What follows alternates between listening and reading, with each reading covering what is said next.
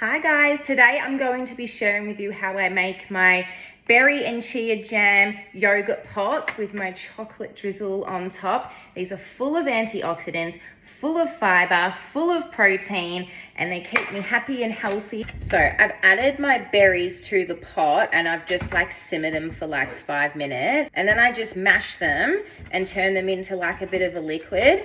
And now I'm going to be adding my honey, my lemon, and when that cools down, I'll stir in the chia seeds. Okay, I have made my jam sauce, I guess. I'm gonna pour it in here so it cools down a lot quicker, because I'm gonna chuck it in the fridge with the chia seeds, because I like to assemble the yogurt on top once this has completely cooled down.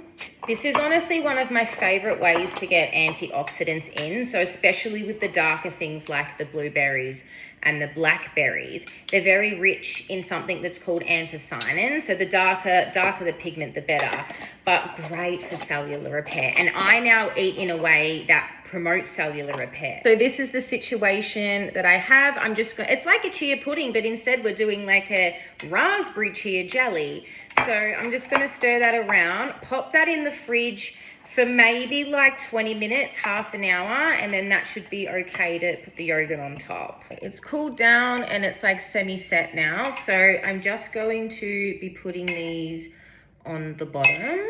Now you could use coconut yogurt instead, but the problem with coconut yogurt is it's really great for you, but it's extremely low protein. Good thing about dairy yogurt is it has a lot more protein in it. So if you're kind of avoiding dairy for no good reason, you don't really have an intolerance to it, but you just think it's kind of a better option to be grabbing the coconut yogurt, that can be true for you, but at the same time, it could be taking away a lot of your protein. So I melted the equivalent to two little squares of dark chocolate per bowl, and then I mix it around with a little bit of coconut oil, which makes it like this liquid. Basically, I'm just going to drizzle that over the top. So when it sets hard, and it just adds a little bit of crunch.